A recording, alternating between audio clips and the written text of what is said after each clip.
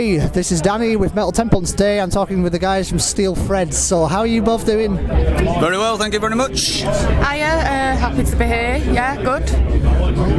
I've sort of been doing a little bit of research into your music and everything, and you kind of stand out quite a bit from the rest of the bands on the bill, because whereas a lot of the bands on the bill do more or less straight up sort of hard rock metal, you have a lot of folk rock influence and stuff. So what are your key influences, really? I think originally all the sort of rock, classic rock that a lot of people grew up with, like Led Zeppelin, Sabbath, Floyd, that's what I listened to through my dad and my uncles when I was little, and that's obviously stuck in there somewhere. But then I went a little bit more the sort of roots of bands like Crowded House, Counting Crows for the songwriting aspect. Met Laura, who funnily enough has just walked in and joined us, so you'd better say hello. Hello. Violin player, slightly different influences. Yeah, very different influences. I'm from a more classical background and pop.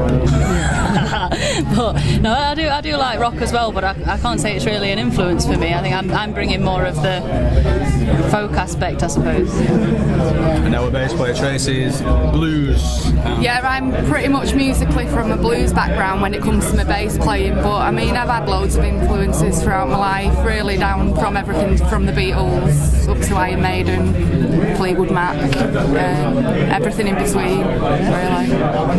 So obviously it's quite a nice eclectic mix of sort of styles and tastes and stuff that sort of comes together.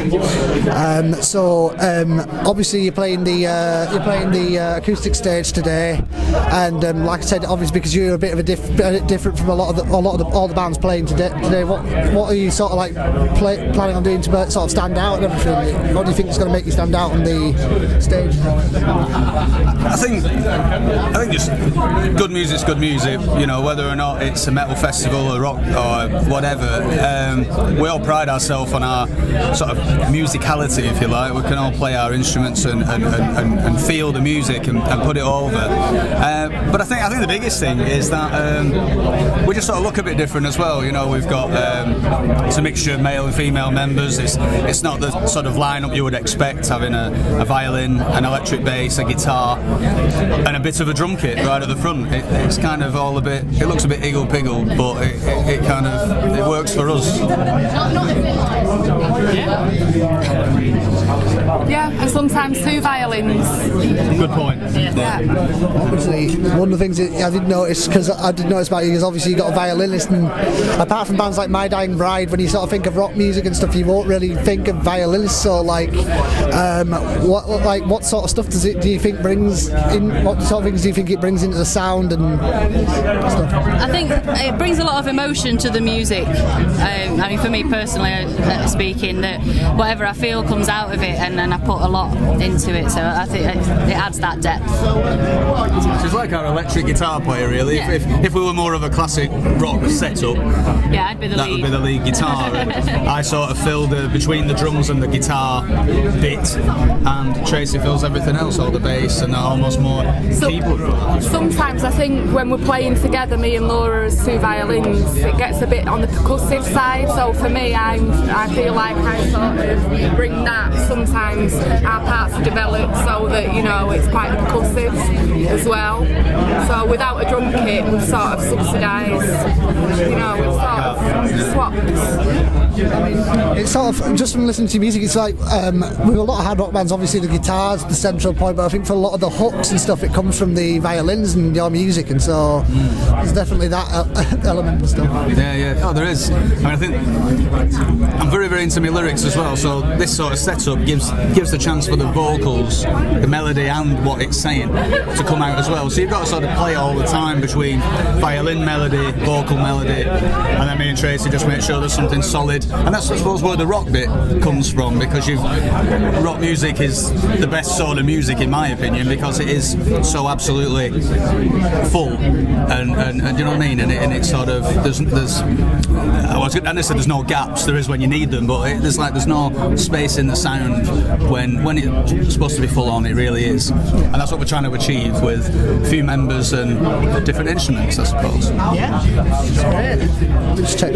So obviously like I said, you're a very folk rock influence. So I guess one of the questions I'm wanting to ask is, in terms of, obviously, I'm into folk music quite a bit myself, so I probably know my answer myself. But for people listening, where do you think folk music fits into the sort of rock sound and all these? I suppose everything sort of come from folk originally. All them sort of songs of life and the love and the world, always just done on people telling each other stories, and it's just evolved. So it's quite I mean, we're obviously not one of the first bands to ever think that there's a link there. You know, you folk into blues, into rock, into metal, it's all sort of linked. But funny enough, the bands that you would probably expect to inspire us probably don't at all, because Laura's a violin player, but until she met me, she didn't really think the Waterboys was an influence, was it, for an example, or Levels? You were more into different things, weren't you? That's right. Like what? Yeah. Like something else. My laddie went to the mountains. Oh yeah. I thought you were going to say something then. Please feel free to shut me up. One of the questions I was going to ask, because actually it's something that I noticed when I was doing research into you. You did a video, it's kind of my local, The Crescent in Salford. Oh yeah. So I was for a video for Beautiful Friend. So like, how did all that come about, and why did you decide to do a music video in that kind of setup? Well, we did a pledge campaign to fund our second album for those who are left, and there was a really nice chap called Graham who pledged. Part of the pledge campaign was that people could book us to play in their house as like a sort of private gig, and he chose that option. But instead of doing it at his house, he said, "Do you know what? I want to do a video for you, so I'll put the money up, come and play at this pub, and I'll film it." So we're like, right, okay. So it was all sort of very unplanned, and we wanted to do Beautiful Friend because it's a song that means a lot to us, and you know, it seems to. I love the aspect of that film, the video where, you know, you've got the barmaid there, and then the man stood outside at the end, and the traffic, and it sort of brings the song more into people's minds, so more people can relate to it. I think so. I was really pleased with how that came out. It's good. It's really, like you say, you know that pub well. It's a real down-to-earth pub with down-to-earth people in, and that's sort of where our music's always been. Yeah. It feels like it belongs, and probably always will, hopefully, because that's what we did. More of our gigs tend to be pubs, you know, and sort of smaller clubs kind of thing. And The people for the people. absolutely, well, yeah. You know, I'm from Oldham, and there used to be a lot of pubs like that around all these northwest cities, like where we are now, Bury, Radcliffe, all kind of shutting down. There's a lot going on when we recorded that album, really, and the album was about loss, but it was also about appreciating what's still here. So it just worked really well being in that pub. Yeah. Obviously, you're working on a new record from what I've heard. It's a Rule of Three. So is it finished, or is it is it finished, or? A lot of the songs are there, but we made the decision to get it all right live and between us, and that we're all happy with it before we go and record it, because in the case of some of the other albums, and I know a lot of bands do this, you end up recording stuff and then afterwards you go and play it live and you think, oh, that might have been, or this could have, and we don't want any of that this time. We want to put the best album we can do outdoor. Yeah, so we're taking our time with it. Taking our time. There's a lot of stuff about time on it as well, I don't know why. Yeah, we did release a song called All This Time though, as a free download that's going to be on that album, and I think we'll be doing that song today. We will, yeah, we'll be playing about 4 songs from the new album today. It's a good opportunity to play them, you know, and the more we get them right live, we should be able to get them right in the studio. that's the plan. That's the theory. It's a good plan, rather than some bands will just kind of just write and then go in and then they'll tour afterward. At least you have with the sort of music you do, you'll have a chance to feel it out and sort of go, well, we can add this element, or we can take this element out. That's exactly it. Yeah, and it really is really important to us, like all that stuff we said about our lineup. There's no room for any mistakes in what we do, because there's only 3 of us and the 3 instruments we use. We're very open, there's not a lot of stuff covering what we're doing, so it has to be right. All the parts have to link, and it needs to, more importantly, it needs to feel right. And all three of us believe the same thing when it comes to that. So. Right. And the new songs that have made their way into our set so far are already evolving. I can hear the difference in them from when we first wrote them and first wrote the parts to now. It's just the little bits that make all the difference that are coming through. So I think we're doing the right thing. There's a few random questions regarding sort of touring. I mean, the first one would obviously, because obviously you have a lot of different influences. Like you said, there might be folk and classical, there'll be blues. What would your dream touring, if you were going on a tour with any band of your choice, what would your dream tours be? Right, for me, with any band.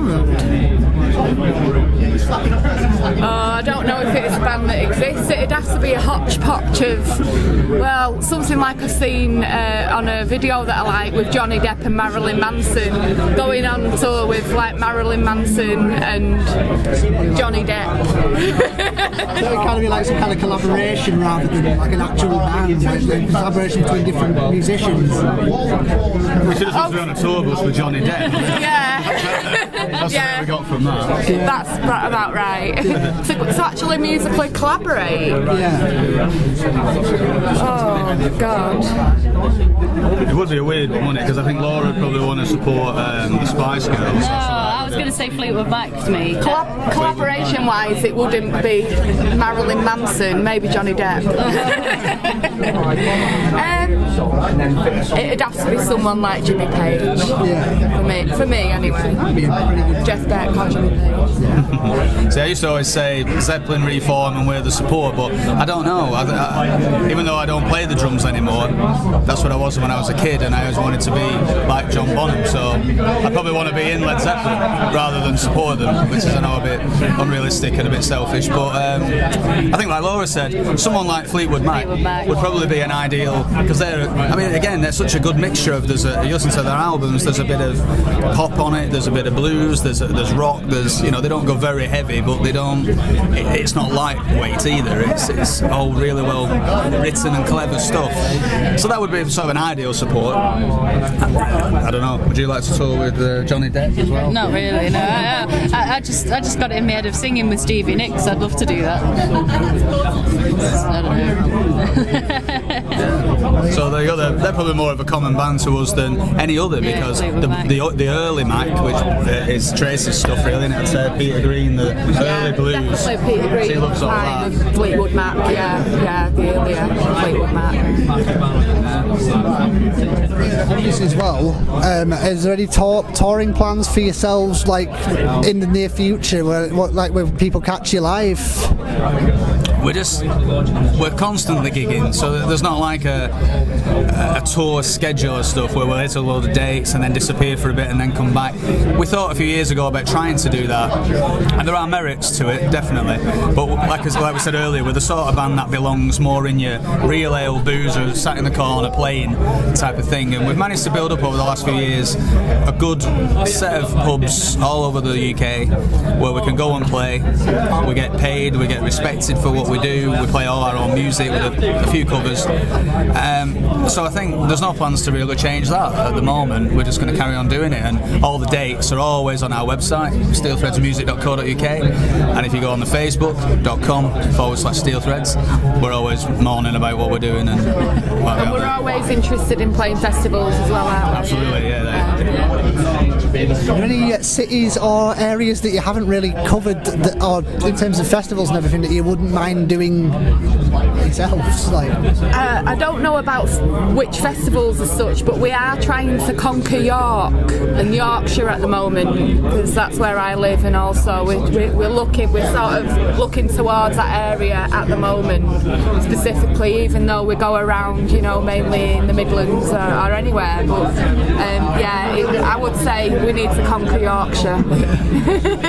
We've got a couple of dates coming up in Devon in September, so that could be an interesting one. It's a new place for us there, so we'll see how that goes. So we've been quite lucky. A few years ago we supported a band at a bit of a bigger level, doing sort of like 600 capacity rooms, and we play places like Aldershot and Gloucester and Exeter, places that you wouldn't be able to just go to a pub and say, can we come and play, because they don't know who you are, they don't know you're an unknown entity. And we got a little bit of an in by supporting this other band, and they're brilliant places, you know. And I honestly think that in every town or city there's going to be one or maybe two little pubs that still do the music and are there for the right reasons. Good beer, good people, good music, and that's what we're slowly trying to find.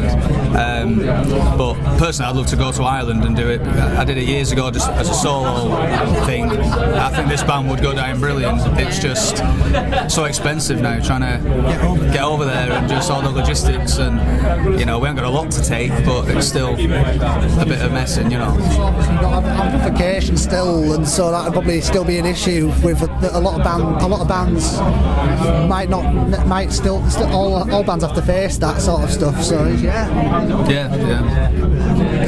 I guess my final question is, what have you got any messages for your fans? Yeah, Nick, we love you. Yeah, please keep coming out and supporting, whether it's us, just bands in pubs, that's where they belong. Keep it going. That's it, just keep supporting live music and we'll keep playing. Works both ways. And thanks for anyone that comes to our page and has sent us like nice comments and messages when they've seen us live, because that's really nice things to do. And it's, you know, it means that we know that people are taking notice. Thanks to you, Danny, for taking the time to chat to us. Appreciate it. Thanks for taking time to speak to me as well. So hopefully, I'm looking forward to your set as well. So. Thank you.